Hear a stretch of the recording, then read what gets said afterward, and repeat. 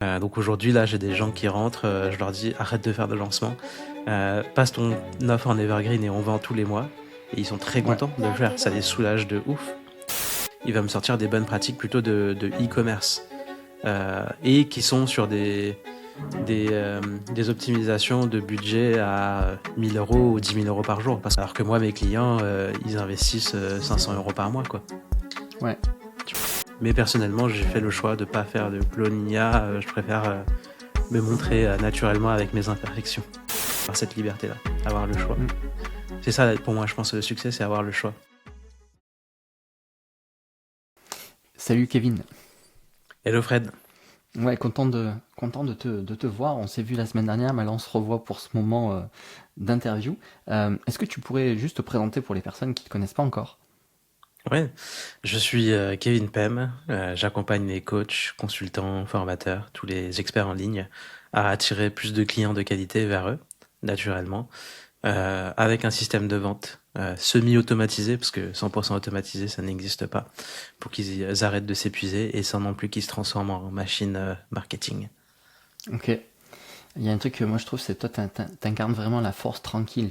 Tu parles, t'es posé, t'es serein. On sent que c'est quelque chose de carré, de calme et d'efficace. Voilà, c'est en tout cas l'impression que ça donne quand je t'entends parler. Merci. Et merci pour l'invitation, c'est cool. Bah écoute, avec plaisir. Écoute, quand je t'ai connu, t'étais spécialisé, tu te décrivais comme spécialiste des tunnels de vente. Je crois que c'était ça à l'époque. Euh, et comme je t'ai connu, du coup, t'avais cette casquette où tu faisais de la prestation de service pour des personnes. Et aujourd'hui, je pense que t'as arrêté ça maintenant. T'as vraiment ton programme à toi. Ouais, c'est ça. J'ai complètement arrêté la prestation. Ça fait combien de temps du coup que tu fais plus de presta?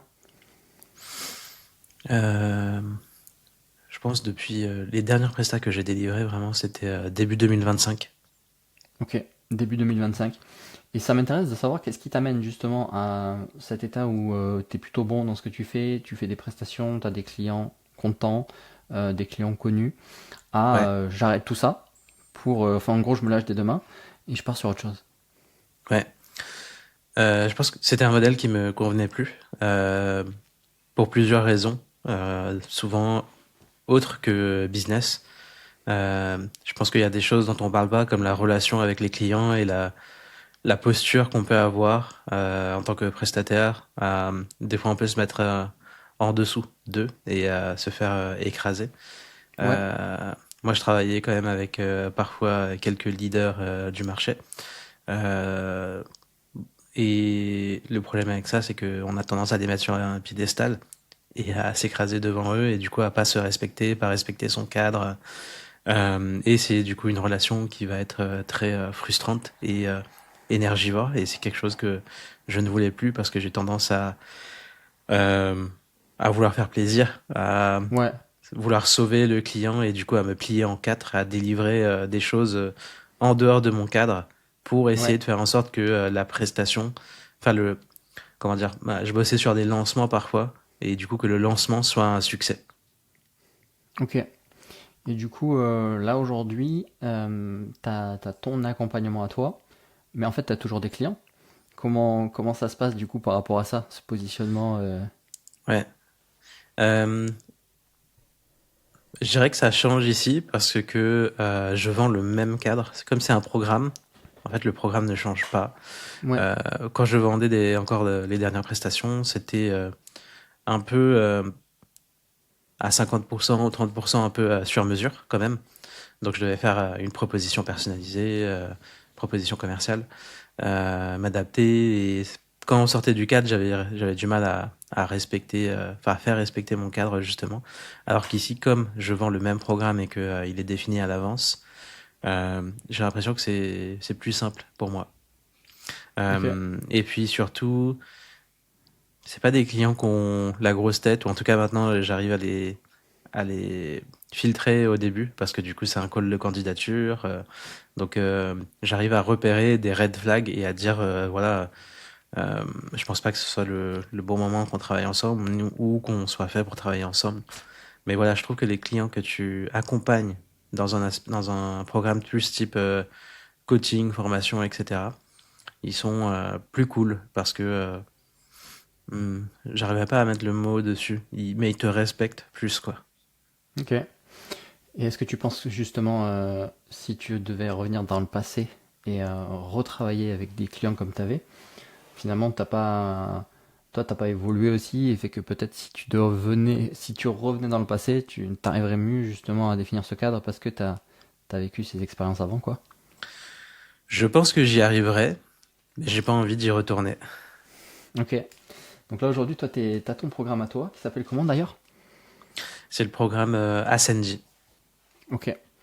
Et le programme à Sandy, donc toi au début tu étais vraiment plutôt spécialisé dans les lancements, et là si j'ai bien suivi, on est plus sur une méthode evergreen Ouais, où les gens rentrent tout le temps. c'est ça. C'est quoi les principes fondateurs du coup de ton programme? Bah écoute, justement, comme j'ai accompagné quelques leaders du marché sur leur lancement, j'ai remarqué que il y a des choses qu'ils ne partagent pas forcément en public, comme le fait d'être épuisé, en fait, rincé après le lancement, et Ouais, que il y a beaucoup de pression, en fait. C'est des lancements à 6 chiffres, à succès, etc. Mais il y a beaucoup de pression pendant ce lancement côté interne. ouais, Euh, Beaucoup de choses qui marchent pas ou des choses qui sont gérées un peu euh, pas de manière carrée, on va dire. Euh, et je sais que du coup, en fait, moi, avant ce programme-là, j'avais fait un bootcamp sur les webinaires parce que du coup, petit à petit, je commençais à devenir, à mon échelle, une petite autorité sur les webinaires. Euh, et du coup, même quand j'aidais des coachs, des formateurs à les faire pendant un bootcamp sur 8 semaines, bah, ils y allaient un peu à tâtons, quoi. C'était pas un kiff pour eux. Sur 10 personnes, j'en avais peut-être un ou deux qui me disaient, OK, j'adore faire des webinaires, quoi. Le reste, c'était par nécessité de faire rentrer de l'argent. Et je ouais, pense qu'il y a un mode par défaut sur le marché où les gens qui sont pas trop au courant des stratégies qui sont possibles, qui pensent que le modèle à lancement et vendre un programme en cohorte, c'est la seule façon de faire. Et du coup, justement, j'ai créé ce programme pour leur montrer que bah, c'est possible de faire autrement. Donc aujourd'hui, là, j'ai des gens qui rentrent, je leur dis arrête de faire de lancement, passe ton offre en evergreen et on vend tous les mois. Et ils sont très ouais. contents de le faire. Ça les soulage de ouf. Parce que, enfin, moi, ce que je leur dis, c'est imagine, tu rates ton prochain lancement, ça te met sous pression pendant 3 mois jusqu'au prochain lancement, quoi. Déjà que sur un lancement normal, tu as la pression. Si tu rates celui d'aujourd'hui, bah, sur le suivant, tu as 2 fois ou 10 fois plus de pression. Ok.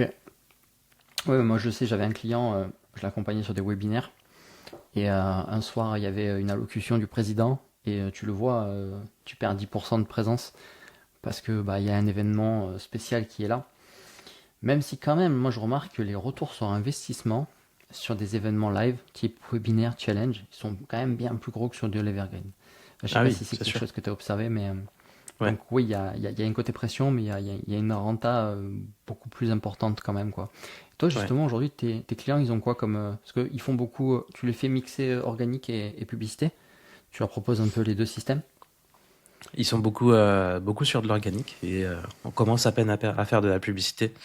Donc dans le programme, je leur fais une introduction du coup à la publicité payante pour qu'ils apprennent à pas dépendre justement de l'organique, pas dépendre que d'Instagram parce que bah, le jour où t'arrêtes de publier sur Instagram, il n'y a plus rien qui se passe. Donc il te faut quand même une Ouais. petite machine qui t'amène des prospects qualifiés et que ces prospects aient envie de prendre rendez-vous avec toi. Ok. Justement, oui, de toute façon, dépendre de l'organique ou dépendre de la pub, ça reste une dépendance. Et toi, la finalité, c'est que tu aimerais qu'ils aient plusieurs canaux, quoi, pour pas être. Ouais, c'est ça. C'est ça, qui cumule les deux, quoi, parce que les deux ont des avantages et des inconvénients, et du coup, en cumulant les deux, pour moi, tu diminues un peu les inconvénients de chacun, quoi. Ok. Pour moi, c'est pas soit l'un, soit l'autre, parce que quoi qu'il arrive, l'un nourrit l'autre. Parce que du coup, quand tu es déjà sur Instagram et que tu lances la pub, tu as une bonne partie des prospects froids qui te connaissent pas qui vont s'abonner à ton compte. Donc ça propulse la croissance de ton compte Instagram Ouais. et vice-versa, tu vois. Je suis pas sûr, c'est toi le boss sur la pub. Mais j'avais entendu parler que quand ton compte Insta il est bien actif, tes publicités potentiellement coûtent un peu moins cher. Bah, en fait, ce qu'il y a, c'est que avant, on faisait des campagnes de recyclage à part. Aujourd'hui, quand tu actives les pubs avec Advantage Plus, donc c'est, bah, tu laisses la main à Meta. Lui, son but, c'est de te trouver des leads les moins chers possible. Enfin, ou en tout cas, faire en sorte que ta campagne soit un succès pour que tu continues à faire de la pub. Donc, du coup, il va faire du reciblage. Il va cibler les gens qui ont déjà vu ton profil, etc. C'est pour ça que c'est même plus la peine aujourd'hui de faire des audiences de reciblage, parce que naturellement, il va le faire. Donc, effectivement, au plus tu as une présence organique, et au plus tes campagnes de pub seront intéressantes. Mais après, c'est valable que si tu as un budget modéré. Si tu commences à faire grossir ton budget, là, on le voit avec un client, on a augmenté de 20 à 25%. J'étais juste en train de regarder ses pubs. On avait des coûts par rendez-vous à 50-60.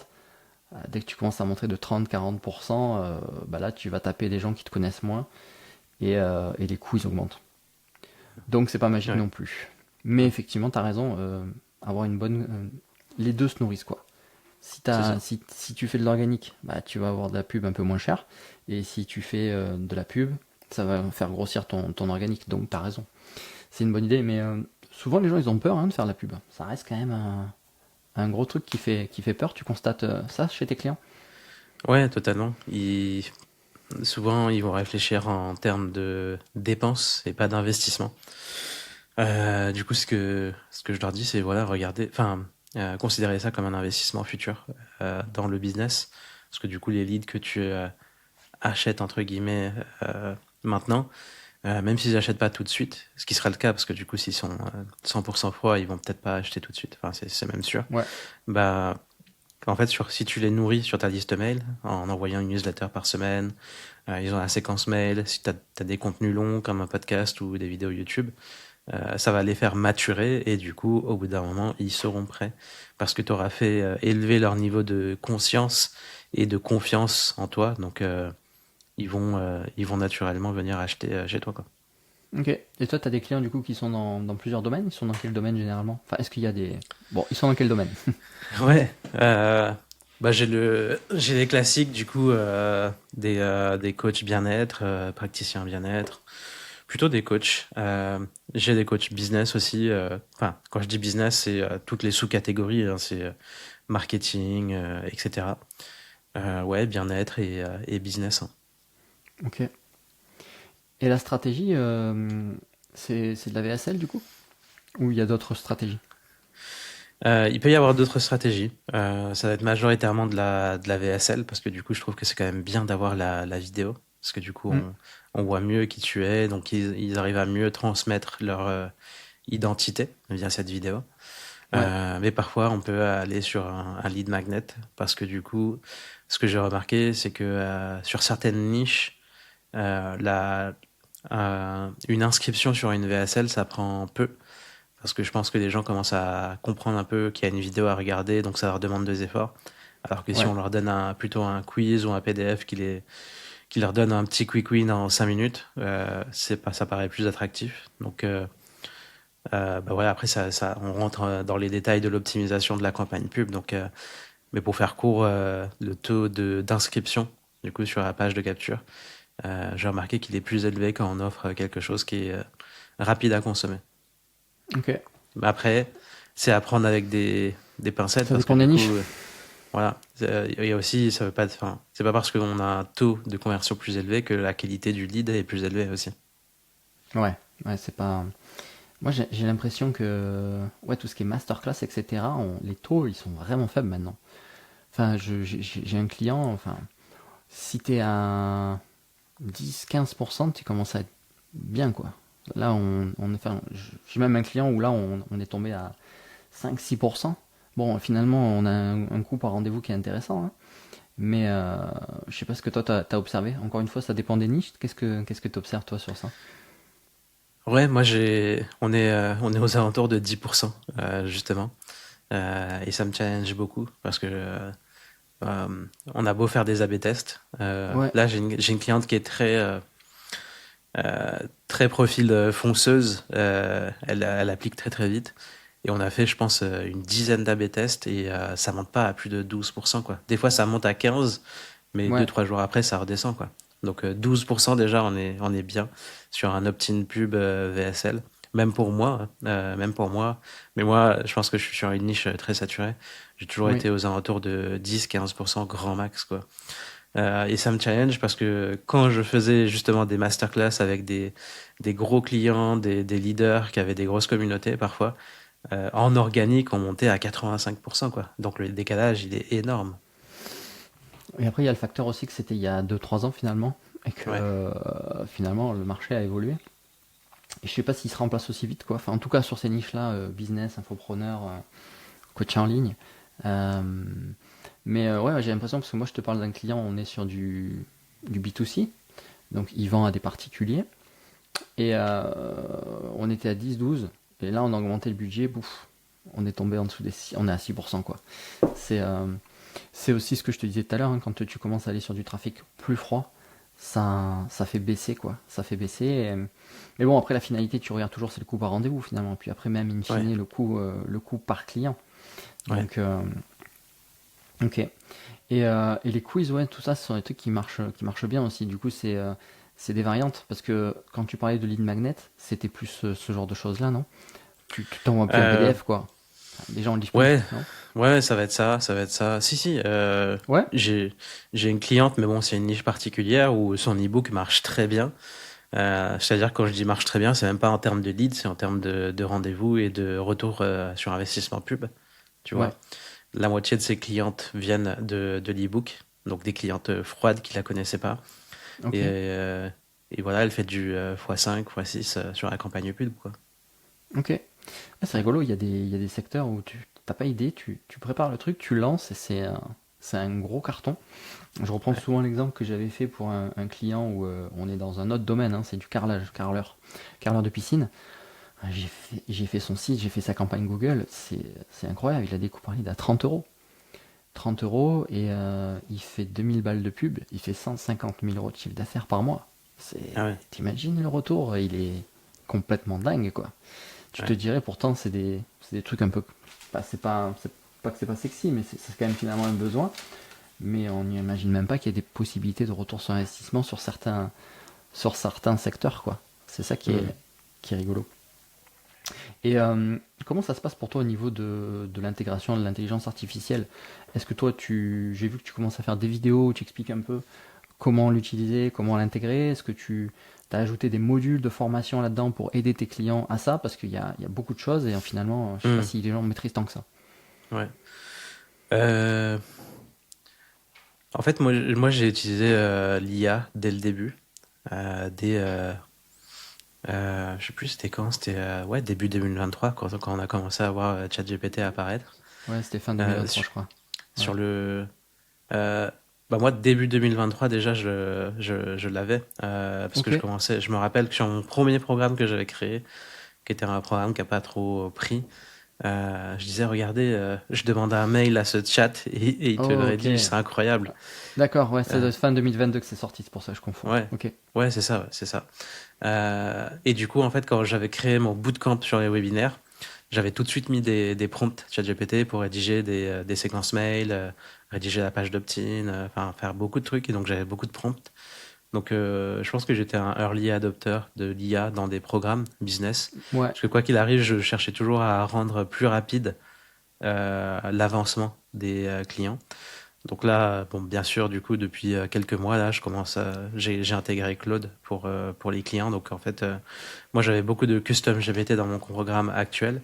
J'ai Mm. transformé tous les custom GPT en un fichier Markdown, du coup, .md, que du coup, les clients qui sont déjà sur Claude ou sur d'autres IA, parce qu'il y en a qui sont sur Dust parfois, qui puissent importer ce fichier .md sur leur IA et que ça leur serve du coup comme l'ancien Ouais. custom GPT, quoi. Ok. Et là, Mais du coup, j'ai t'as pas un pas de module. module. Ouais, j'ai pas de module, pas encore, en tout cas. Ouais, parce qu'aujourd'hui, là, t'as l'IA agentique là, qui commence vraiment à faire des trucs complètement dingues. Qu'est-ce que toi, ça a changé dans ton activité, en fait, l'utilisation de ce genre d'outil-là? Euh, je pense que ça m'enlève une épine du pied à certains endroits. Par exemple, je sais que une partie du fait que j'étais pas assez régulier sur la création de contenu, par exemple, pour moi-même, Ouais. c'était parce que ça m'embêtait en fait de faire certaines choses, certaines actions, ou alors j'y prenais pas de plaisir. Par exemple, créer un carrousel sur Canva, je prenais pas de plaisir. Et Non. là, ce qui est cool, c'est que je peux me faire un agent, par exemple, qui prend le replay de mon live. Par exemple, tous mes lives sont le lundi. Il est connecté à Zoom, il peut récupérer le transcript directement. Et du coup, me dire, voilà, il y a X sujet et potentiellement, du coup, il peut faire le carrousel directement. Là, j'ai déjà testé. Pour l'instant, je suis en train de tester manuellement de générer le carrousel avec Ouais. Claude. Mais là, je commence à éprouver le truc pour qu'il comprenne bien c'est quoi une bonne accroche, c'est quoi, qu'est-ce que je veux dans l'agencement des 10 slides en termes graphiques, etc. Et j'arrive à un point où je pourrais là, bientôt l'automatiser. Ok. Il te le fait en HTML, non? Le carrousel? Il le, il le fait d'abord en HTML pour que je valide de mon côté. Et ensuite, il le transforme en PNG. Ok. Et ouais, après, l'étape, c'est juste publier. Et publier, ouais, il faut une app. Ou alors, je crois que Connecté à une app, ouais. ouais, l'application Meta. Et encore, l'application Meta, moi, je l'ai fait. Et en fait, il faut une validation un peu compliquée à avoir. Et finalement, moi, j'ai trouvé la passerelle. J'ai un compte Zapier. Et Zapier, ils ont un nœud officiel ou qui te permet de publier directement. Donc du coup, j'ai Ok. contourné le problème de devoir faire une application où il faut carrément que tu te filmes devant ton écran pour expliquer bonjour, je suis développeur, je crée cette application pour faire cet usage exactement avec mes clients. Enfin, c'est une tannée et je suis passé par Zapier. Donc voilà, pour l'info, peut-être ça peut te faire Ok. économiser du temps. Après, je me demande s'il n'y a pas des outils qui faisaient déjà ça, en fait. Enfin, ça. Qui te permettaient de publier sans passer par Instagram, mais maintenant qui ont peut-être un connecteur Claude, tu vois, comme Metricool ou des choses comme ça, tu vois. Ouais, ça fait soulever un autre point, c'est tous les outils en fait qu'on utilisait avant, à quel point ils sont encore pertinents ou pas. Euh, je te parle d'un exemple. Moi, quand j'ai commencé, j'étais 100% sur Leadpages. J'utilisais ça depuis, ça fait bientôt 10 ans, je crois, que j'étais abonné chez eux. Bon, là, ça y est, j'ai arrêté le forfait annuel, je passe au mensuel parce que je suis en train de migrer pour partir, en fait. Parce que même eux, ils utilisent Claude, quoi. C'est-à-dire que Hmm. ils te demandent de générer une page et en fait, il la génère avec Claude. La seule chose qu'ils ont fait, c'est une surcouche où, oui, tu peux modifier à la main quelques trucs, mais l'interface, elle est devenue complexe, alors qu'avant, elle était simple et facile. Comment ça se passe toi dans ton utilisation de logiciel? Est-ce que tu continues à utiliser? Est-ce que tu as arrêté certaines choses? Comment ça évolue pour toi? Pour l'instant, j'ai rien arrêté. Euh, mais par exemple, tu vois, si je reprends Canva, je mets pas les mains dedans, Canva. Parce que du coup, la majorité des choses que je générais dessus, ça peut être généré par Claude. Ou par, enfin, on parle beaucoup de Claude, mais ça peut être Gemini, par exemple, si c'est une miniature YouTube, par exemple, je vais utiliser Ouais, Nano Banana sur Gemini. ouais, Mais moi, par exemple, pour tout mon marketing, tout ce qui va être landing page, emailing, etc., je suis sur GHL, ouais, Go High Level. ouais. Et là, du coup, il y a un connecteur Claude. J'essaie de voir comment faire pour intégrer mes emails, tout ça, directement depuis Claude. Pour l'instant, le connecteur, il est un peu capricieux, donc je pense qu'on n'est pas encore à l'étape de remplacer tous nos outils, mais je pense qu'on va y arriver, quoi. Oui, oui, ça évolue vraiment, vraiment, vraiment vite, quoi. Je regardais maintenant pour faire des études de marché, ou même, enfin, tu vois, faire du SEO, du GEO, tu peux lancer une vague d'agents en ligne qui va aller scraper tous les sites de formation, tous les forums de développeurs, pour aller prendre toutes les best practices et après une heure de moulinette, il arrive à te sortir un truc. On dit ouais, mais ça y est, le GEO, si tu veux faire un bon truc, il faut que tu te références sur Bing et que tu mets un truc robot, point je sais pas quoi. Enfin, aujourd'hui, qu'est-ce que tu penses de ça? D'ailleurs, c'est intéressant, mais à quoi servent les experts aujourd'hui? Dans la tête des gens aujourd'hui, ils se disent qu'ils peuvent avoir tout gratuit. Qu'est-ce que qu'est-ce qui peut faire qu'aujourd'hui on a encore besoin d'un expert? Bah ça, je pense que, hum, enfin, pour réfuter ça, c'est assez simple. En fait, moi, j'utilise beaucoup Claude pour, par exemple, euh, bah, moi-même demander des trucs sur le marketing, pour mon Ouais, propre marketing. Et il est complètement à l'ouest. Parce qu'en fait, ouais, nous, on est dans l'accompagnement humain, donc le coaching transformationnel, des choses comme ça. Et je pense qu'il a aucune donnée de bonne pratique sur cette niche-là. Parce que du coup, comment l'IA fonctionne, c'est qu'il a mangé beaucoup de données, d'informations, marketing ou autres sur Internet en fait. Donc ce qui était Ouais, dispo en article de blog et en vidéo YouTube, et encore, je pense que les vidéos YouTube, il a pas encore scrappé ne serait-ce que 10%. Donc il a plutôt mangé des articles de blog ouais, pour se nourrir de ça. Et du coup, le problème, c'est que sur le marketing, les articles de blog, c'est plutôt orienté marketing traditionnel, enfin, les secteurs traditionnels, donc les PME, les grandes entreprises, etc., les SaaS et le e-commerce. Donc, par exemple, des fois, quand je vais lui demander un truc sur la pub, il va me sortir des bonnes pratiques plutôt de e-commerce et qui sont sur des optimisations de budget à 1000 euros ou 10 000 euros par jour, parce que les gros e-commerce dépensent beaucoup ouais, en pub, alors que moi, mes clients, ils investissent 500 euros par mois, quoi. ouais, Tu vois, donc, et même moi, de mon côté, je vais mettre entre 1000 et 2000 euros par mois, pas plus, ce qui fait enfin, moins de 100 euros par jour. ouais, Donc, pour prendre juste cet exemple-là, je pense que ça marche sur tous les exemples. Et du coup, en fait, l'IA peut te donner quelques conseils, mais c'est mal cadré. Et j'ai parfois des clients qui me disent, ouais, j'ai demandé ça, etc. Qu'est-ce que t'en penses? Il m'a dit ceci, cela. Je lui dis, bah, il est complètement à l'ouest, parce qu'en fait, là, c'est pas adapté à ta niche et la façon dont t'accompagnes tes clients, qui sont des humains, ils veulent pas te trouver comme ça, en fait. ouais, Donc, je dirais que l'expert est toujours indispensable. Je pense que du coup, si t'as pas de budget et que tu peux pas te faire accompagner au départ, tu peux aller plus vite. Mais par contre, quand tu es dans une certaine fourchette, c'est pas l'IA qui te donnera les meilleurs conseils parce que aujourd'hui, ce qui est le plus important, c'est le contexte et l'IA n'a pas ton contexte parce qu'aujourd'hui, les gens qui utilisent l'IA ne savent pas lui donner le contexte qu'il faut et le cadrer ouais, et le compartimenter en fait pour qu'il hallucine pas et te donne pas des conseils de merde. ouais. Après, j'ai envie de dire que même moi qui ai mis en place l'aspect second cerveau, je fais une vidéo sur ma chaîne qui a bien marché. Même malgré ça, sur la stratégie, ça reste quand même très très random, quoi. Faut vraiment le cadrer, le surcadrer, même en prenant le dernier modèle que tu mets au niveau max, etc. Ça reste des trucs un peu superficiels. Par contre, pour l'exécution, voilà, tu vois, on est en train de parler, il m'a lancé une campagne, quoi. C'est- Mm. Avant, je me prenais la tête à aller sur le Business Manager, dans cette interface horrible. Ça y est, c'est fini. D'ailleurs, Meta, ils ont lancé un MCP officiel où tous les comptes pubs ne sont pas encore activés, parce qu'il y en a certains qui ne sont pas activés. J'en ai par exemple où ils n'ont pas été encore activés. Mais c'est vrai que ça, c'est cool. Mais maintenant, la stratégie, ouais, je pense qu'on a toujours besoin d'avoir une expertise, un peu de recul, et puis lui dire, non mais là, tu dis de la merde. Il te Ouais. fait une analyse où il va te dire, oui, donc simulation, donc ton tunnel, 25% des leads prennent un rendez-vous. Waouh, 25% des leads, ils prennent un rendez-vous, c'est balèze, quoi, tu vois. À Ouais. moins que tu ailles les chercher manuellement, toquer à leur porte. Mais ouais, donc il faut pas... Ça peut être intéressant, comme tu dis, pour les gens qui n'ont pas encore de budget, ils peuvent démarrer, Ouais.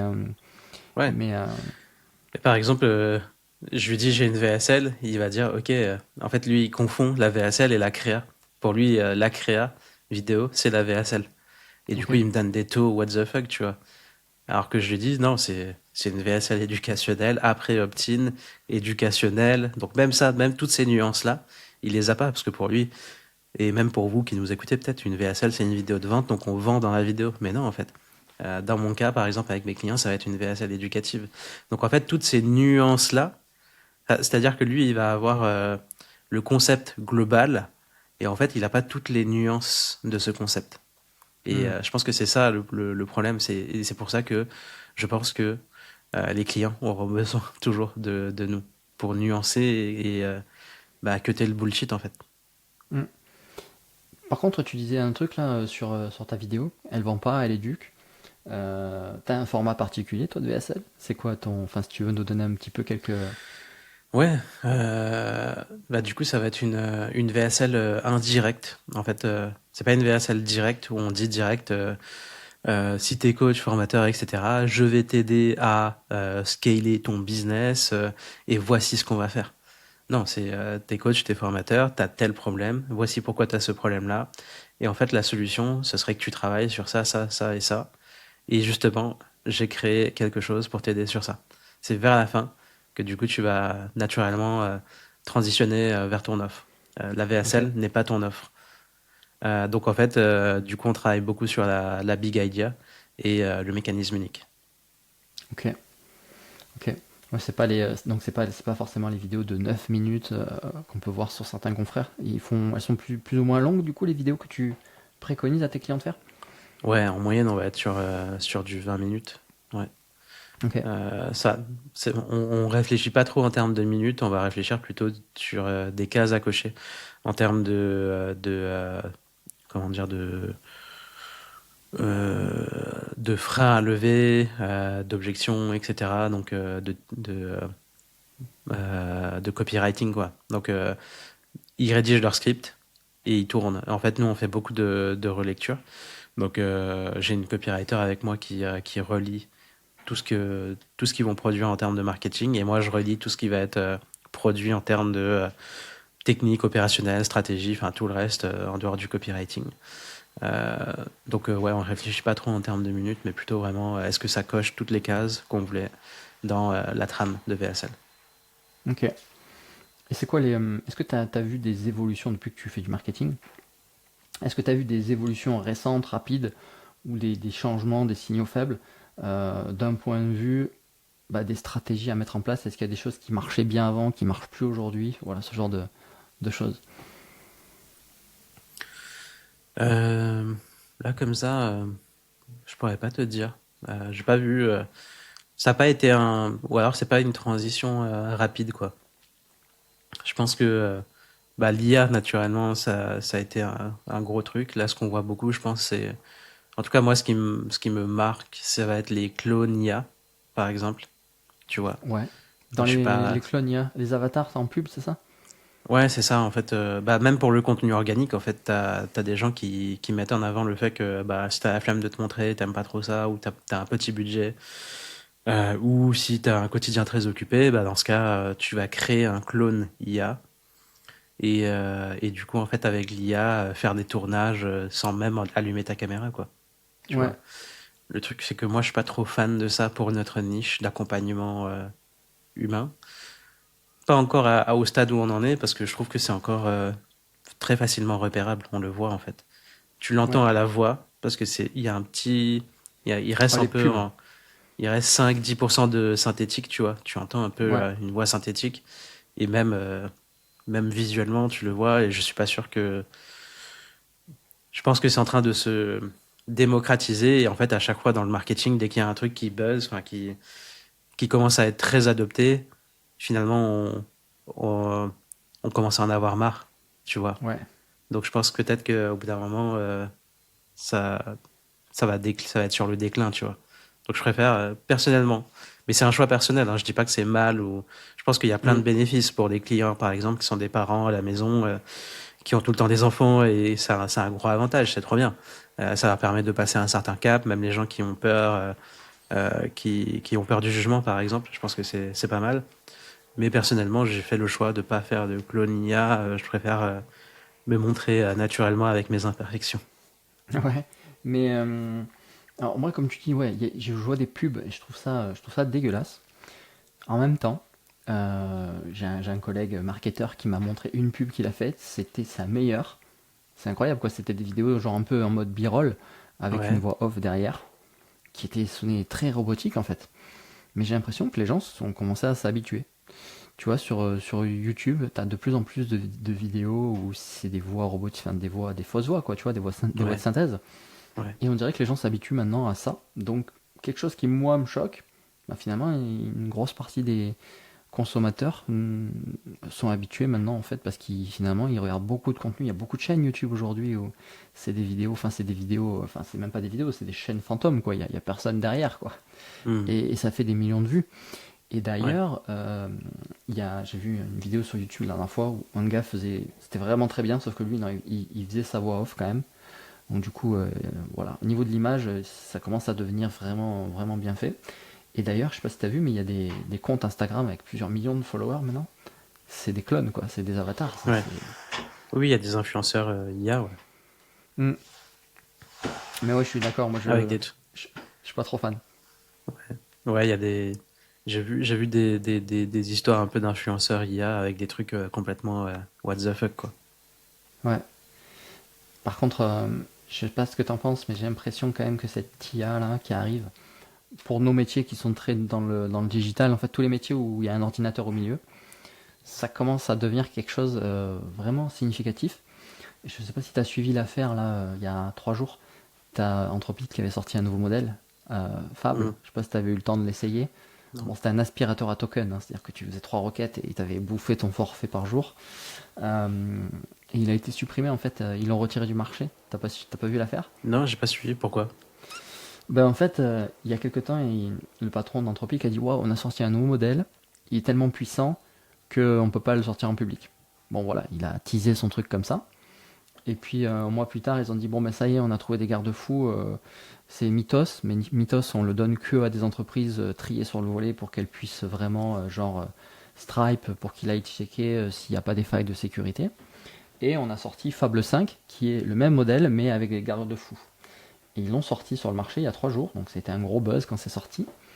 Et là dans le week-end, c'est-à-dire 3 jours après sa sortie, ils l'ont retiré du marché. Parce qu'en fait, les États-Unis ont dit ok, quelqu'un prétend avoir réussi à le jailbreaker, c'est-à-dire à enlever tous les garde-fous de Ouais, sécurité, j'ai vu. et que potentiellement ça peut devenir une arme, tu vois, de cyberattaque. Et donc là, ils l'ont retiré, ils ont dit on interdit ce modèle aux gens qui sont pas américains. Et Anthropic, ils ont dit bah non, c'est pas possible. Comment voulez-vous qu'on arrive à filtrer les gens sur le territoire américain qui sont pas la nationalité américaine, ou même les gens de notre entreprise qui n'ont pas la nationalité américaine. Donc du coup, ils ont dit c'est trop compliqué. On le retire du marché. Mais ce qu'il y a, c'est que ça fait un sans précédent, dans le sens où on va peut-être arriver à une époque où bientôt, si t'es pas américain, t'as pas accès au modèle américain, quoi. Si t'es Hmm. pas... Alors Ouais. les Chinois font pas ça, mais enfin c'est fou quand même, tu vois, tu te dis, bientôt ça va devenir un truc à 2 vitesses, quoi. Il va y avoir les pays qui ont les nouveaux modèles, Ouais. et les pays au milieu qui n'ont pas, quoi. Ça peut vraiment Ouais. créer une... Ouais. Bah justement, tiens, toi, tu utilises des modèles autres, chinois, En fait, je vais DeepSeek. commencer, du coup. Je vais commencer, ouais. Ouais. Ouais. Parce que du coup, moi, du coup, j'ai commencé à me former avec Elliot et du coup, j'utilise de temps en temps DeepSeek, GLM, etc. Enfin, des modèles Ok. chinois. Mais du coup, c'est bien que tu me parles de ce sujet-là parce que du coup, l'autre sujet, je pense, c'est avec l'IA, c'est la politique. Du coup, tu vois, C'est-à-dire? est-ce que, euh, est-ce que ça match avec tes valeurs? Tu vois, tes valeurs, pas seulement en termes de politique, mais en termes humaines, parce que du coup, bon, c'est un gros sujet, c'est pas le sujet du podcast, mais tu vois, t'as certaines entreprises comme OpenAI qui vont soutenir des choses qui sont pas cool dans le monde, tu vois. Mais Anthropic, ils sont pas tout blancs non plus. Non, Donc, c'est clair. est-ce que derrière le choix de l'IA que tu vas utiliser, ça va pas être politique? Mais en fait, on vote avec notre portefeuille, hein. Tu donnes de l'argent à des gens. Et moi, je me souviens, par exemple, il y a 3 4 mois, en mars, c'était en mars, en fait, ça passe vite, c'était il y a déjà 3 mois. Ben, il y a eu beaucoup de gens qui ont migré sur Claude parce que, à un moment donné, ils ont dit non à la CIA, on ne veut pas participer à des programmes de surveillance de masse Hmm. ou donner notre IA dans des outils, dans des machines, dans des drones qui peuvent tuer. Donc là, ils se sont fait un peu bloquer par la CIA, FBI. OpenAI, ils ont pris le marché. Donc là, ça fait un gros buzz. Il y a eu le gros hashtag Kit OpenAI ou Kit ChatGPT. Bon, moi, ça fait longtemps que je l'utilisais plus, donc je suis parti. Enfin, je suis parti. J'ai arrêté mon abonnement parce que je m'en servais factuellement plus. Là, on est parti. Après, je suis parti sur Anthropic. Mais je vois effectivement que bah, du jour au lendemain, on peut te couper l'accès à un modèle. Et justement, comme moi j'ai fait, enfin j'ai le même bootcamp que toi, d'Eliott, qui est passé sur cette chaîne, et lui il prônait ça justement, le fait qu'on puisse avoir un système résilient qui peut nous permettre de passer d'un modèle à l'autre. Et autant il y a quelques temps je ne pensais pas à mettre open code pour justement avoir cette faculté de passer d'un modèle à l'autre, mais là ça m'a donné envie, ouais. Et donc toi Hmm. tu l'as fait, parce que c'est rigolo quand même, finalement, c'est chinois, on pourrait croire qu'ils vont être juste dans leur coin et vouloir avoir leur puissance, mais en fait ils rendent public open source la plupart de leurs modèles. C'est assez paradoxal. Ils font Ouais. ça pourquoi, tu vois? Ils veulent nous espionner. Je sais pas qu'est-ce qui. C'est paradoxal. Ouais, aucune idée. Mais ce qui est cool, c'est qu'on peut choisir. On a l'option du coup sur OpenRouter de restreindre la Nos rétention données, des ouais. données. Donc ça, c'est cool. Ouais. Ouais. Et donc toi, tu arrives à avoir des très bons résultats avec. Tu arrives à switcher d'un modèle à l'autre et ça continue la C'est conversation.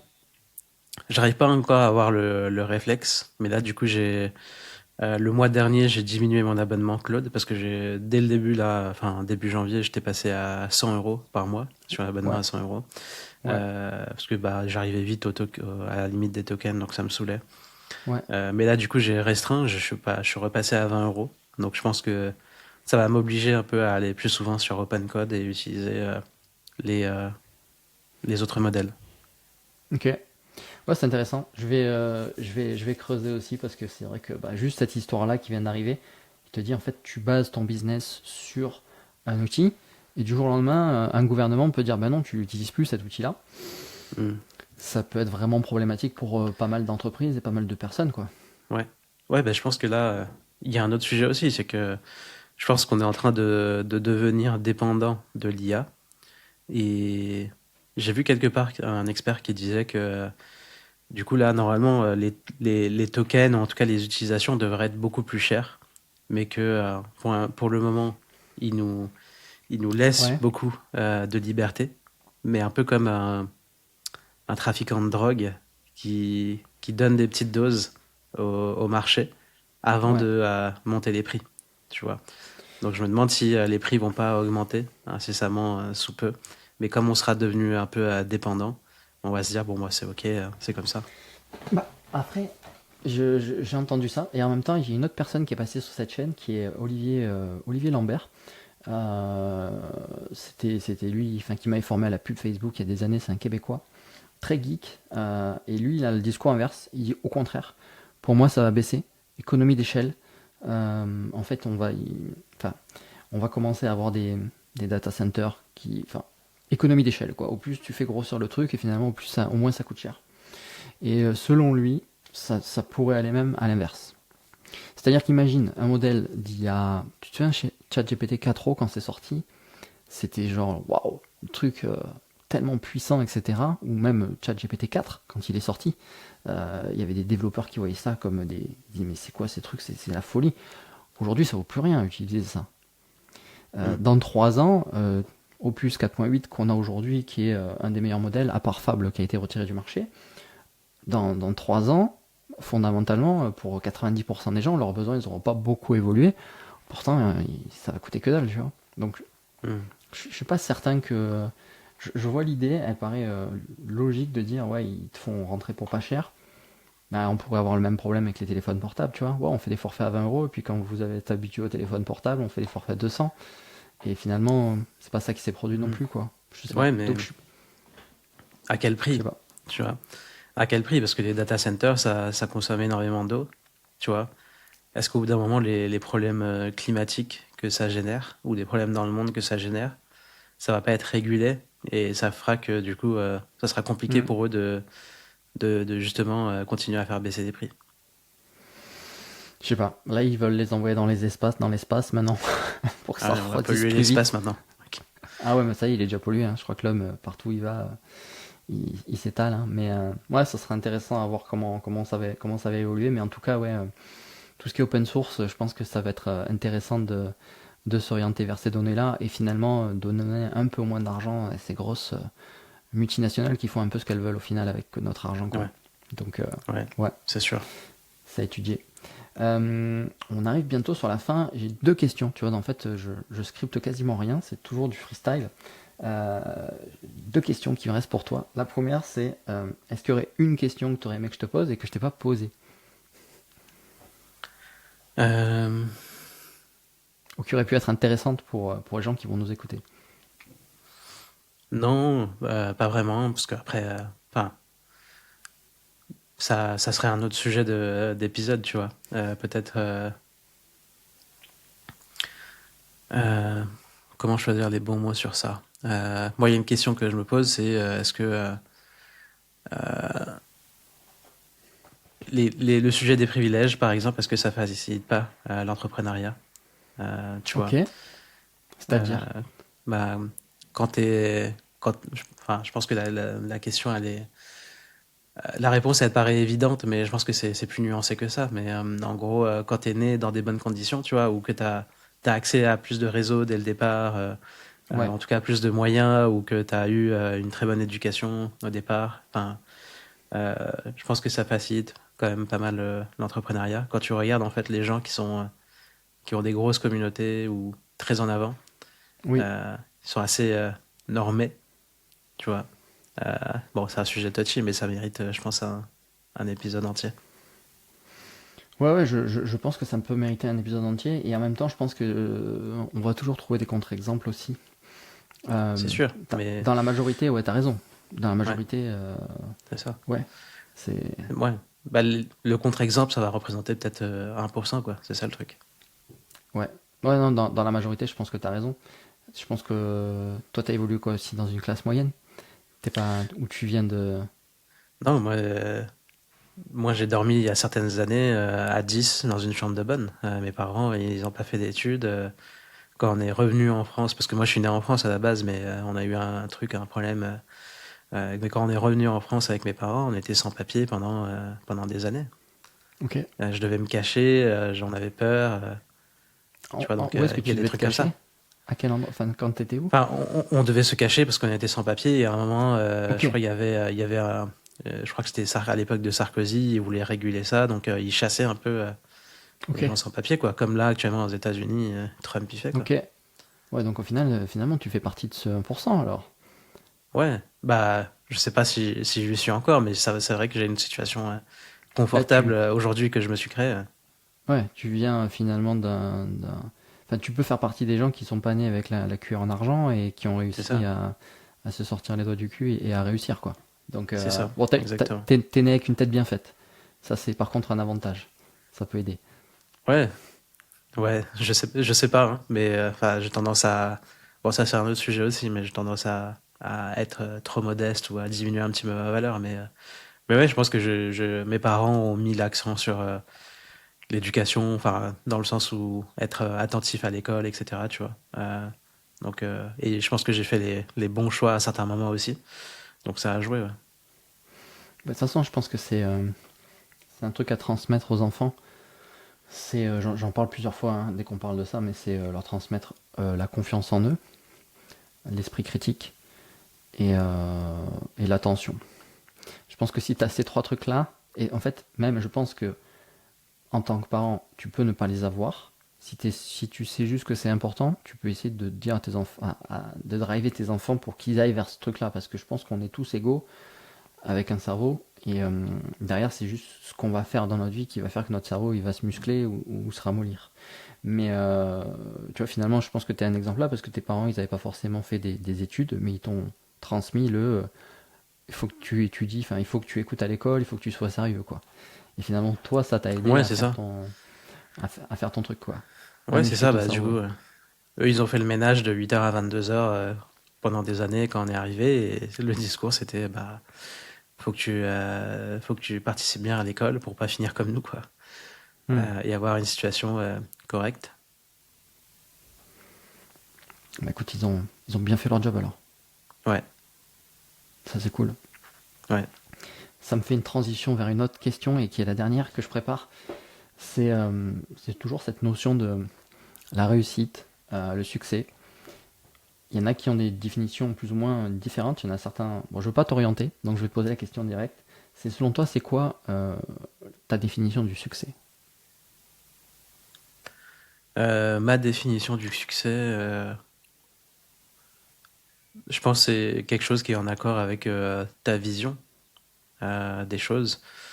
Donc moi, ma vision des choses, c'est euh, pouvoir générer assez d'argent pour que ça me serve comme un outil pour acheter plus de liberté et devenir indépendant. Euh, Tu vois, par exemple, je pense que avec ma situation actuellement, je pense pas que j'aurai le chômage, le chômage, c'est pas le bon mot, c'est la retraite, pardon, en France. Du coup, créer ma propre retraite, tu vois, investir, faire les bons choix d'investissement, on en parlait, investir dans les ETF, etc., pour avoir assez de patrimoine au moment où je voudrais prendre ma retraite, voire même investir assez pour que je puisse prendre une retraite anticipée, tu vois peut-être à 50, 55 ans, ça serait top, tu vois, et pouvoir voyager. Moi, ce qui est important pour moi, c'est la liberté temporelle déjà. Je pense que je l'ai plus ou moins. Géographique, je l'ai aussi déjà, plus ou moins, par nos métiers. Et du coup, financière, bah, je suis en train de la créer. Donc, je pense que ces trois libertés-là, c'est important pour moi. Et ça va être ça, du coup, un peu la définition du succès. Et aussi pouvoir, bah, c'est bon, c'est dans la liberté financière, je pense, c'est pouvoir aider mes proches si jamais ils sont dans le besoin, tu vois. Avoir cette liberté-là, avoir le choix. Mm. C'est ça, pour moi, je pense, le succès, c'est avoir le choix. Ok, bah cool. Merci pour le partage. Merci pour ce moment. Où est-ce qu'on peut te suivre si les personnes veulent te suivre? Il y a un endroit? Ouais, il y a YouTube, il y a Instagram, comme vous voulez. Ok. Bah, écoute, je mettrai les deux liens alors du coup.